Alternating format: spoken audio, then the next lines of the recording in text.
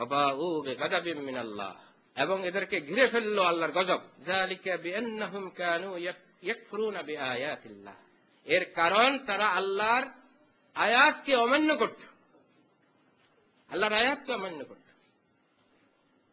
তাহলে আমাদের কাছে এটা পরিষ্কার হলো, আল্লাহর আয়াতকে অমান্য করার কারণেই আল্লাহর গজব নেমে আসে, লাঞ্ছনা নেমে আসে, দারিদ্র্য নেমে আসে।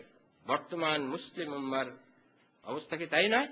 আর কারণ এই একটাই, যালিকা বিআন্নাহুম কানু ইয়াকফুরুনা বিআয়াতিল্লাহ, আল্লাহর আয়াতকে অস্বীকার করছে, অমান্য করছে, প্রত্যাখ্যান করছে।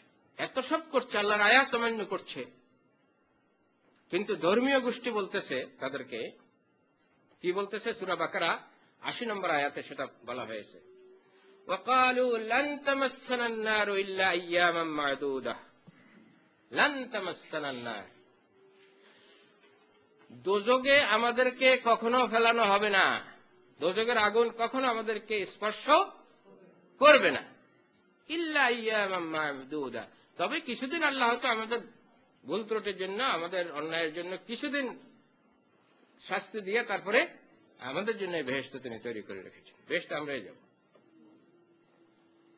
কুল আত্তাখাযতুম ইনদাল্লাহি আহাদান ফালান ইউখলিফাল্লাহু আহদাহু, হে নবী এদেরকে জিজ্ঞাসা করো, আল্লাহ কি তোমাদের সাথে এই ধরনের কোন অঙ্গীকার করেছেন যে তিনি তোমরা যাই করো না করো তোমাদেরকে জান্নাতে দিয়ে দেবেন, আর এই ওয়াদা আল্লাহ কখনো খেলাফ করবেন না?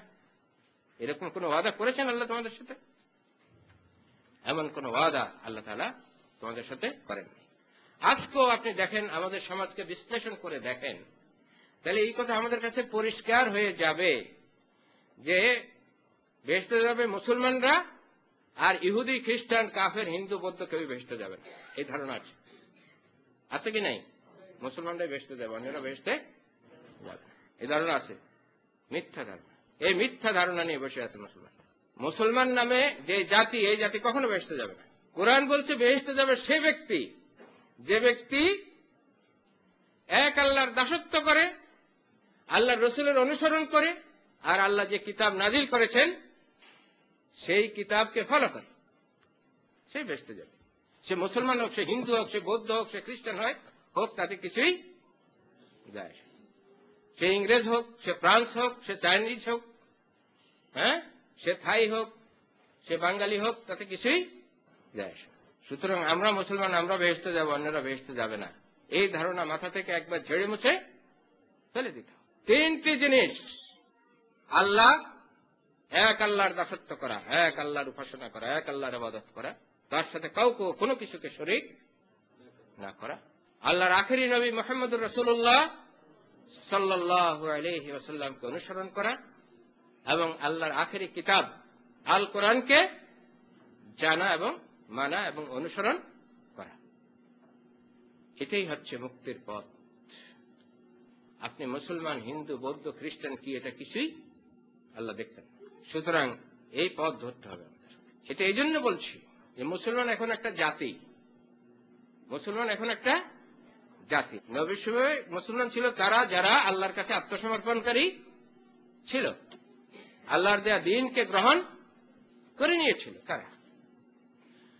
এখন আমাদের সমাজে আল্লাহকে অস্বীকার করে, আল্লাহর নবীকে অস্বীকার করে, আল্লাহর কিতাবকে অস্বীকার করে, আল্লাহর ইবাদত করে না, আল্লাহর কোন হুকুম আহকাম পালন করে না, এমন লোকরাও মুসলমান, তাই না? এমন লোকরাও মুসলমান। আমার টিচার, আমার শিক্ষক ছিলেন আহমদ শরীফ, ঢাকা বিশ্ববিদ্যালয়। উনি মুসলমান ছিলেন, কিন্তু তিনি আল্লাহকে বিশ্বাস করতেন না, তিনি আল্লাহকে বিশ্বাস করতেন না, কিন্তু তিনি মুসলমান ছিলেন। আর মুসলমান হইলে যেহেতু বেহেশতে যাবে, তাহলে তিনিও যাবেন।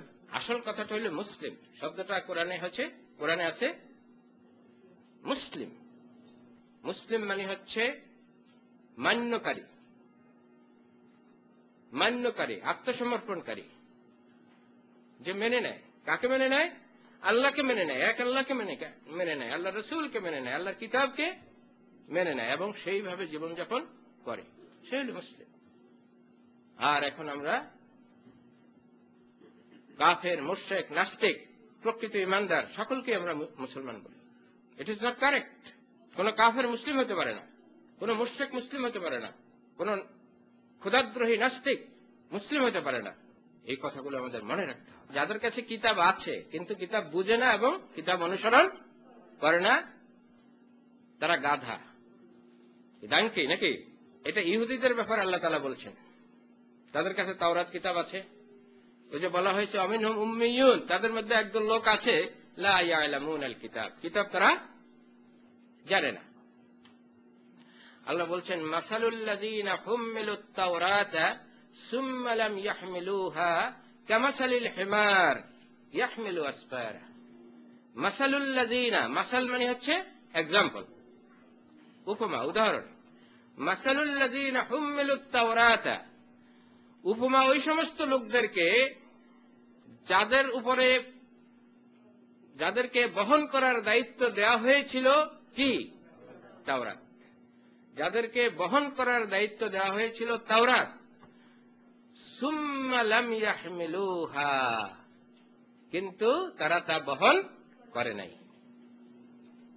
কামাসালিল হিমার, এদের উপমা হচ্ছে গাধা। ইয়াহমিলু আসফারা, সেই গাধা যেই গাধা কিতাবের বোঝা বহন করে।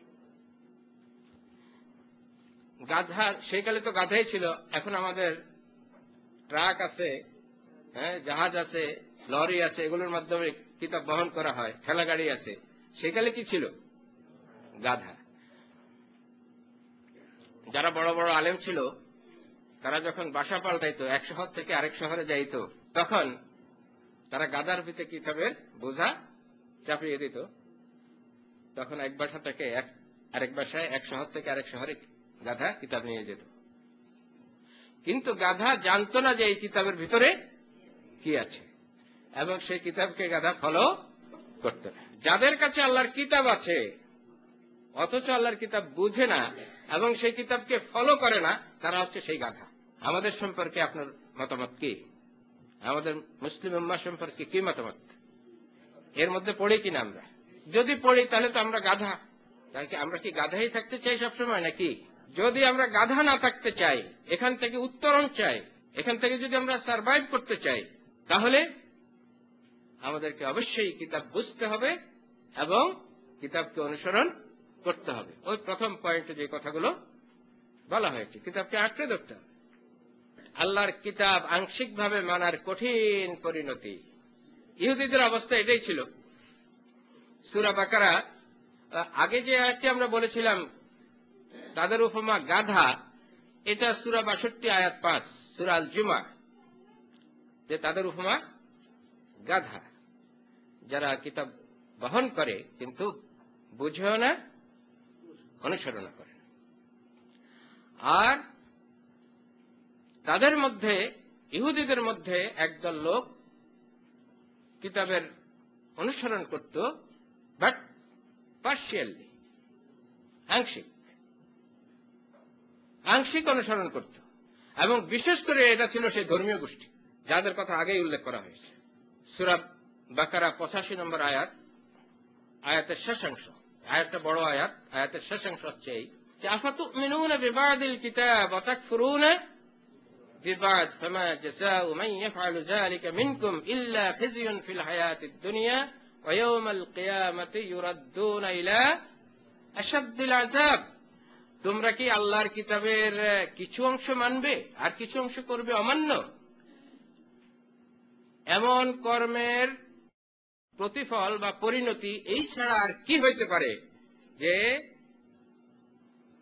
যারা এই কাজ করবে তাদের দুনিয়ার জীবন হবে হীন, লাঞ্ছিত, আর কিয়ামতের দিন তাদেরকে সবচেয়ে কঠিন আযাবে নিক্ষেপ করা হবে। সবচেয়ে কঠিন আযাবে নিক্ষেপ করা হবে। সবচেয়ে কঠিন আযাব তাদেরকে দেওয়া হবে। কেন? তারা তো কিতাবের কিছু অংশ মেনেছে, নামাজ পড়েছে, যাকাত দেয় নাই, তাহলে নামাজের ফল পাবে না। তারা তো মিলাদ পড়ছে, দোয়ার অনুষ্ঠান করছে, খতম পড়ছে, সেটার ফল পাবে না। অথবা তারা তো হজ করছে। ইহুদি আলেমদের এবং আলেমরা যাদেরকে বিভ্রান্ত করত ধর্মীয় রসম রেওয়াজ দিয়ে, এরা ধর্মের কিছু কিছু অংশ পালন করত। আল্লাহর পূর্ণাঙ্গ কিতাব, আল্লাহর কিতাবে যে পূর্ণাঙ্গ বিধান দেওয়া হয়েছে সেই বিধান তারা অনুসরণ করত না। কিছু অংশ মানতে। তাহলে প্রথম কথা তো হলো, যারা কিতাব বুঝে না, অনুসরণ করে না, তারা হলো গাধা। আর কোনো গাধা কখনো বেহেশতে যাবে না। বেহেশত গাধাদের জন্য না, বেহেশত হলো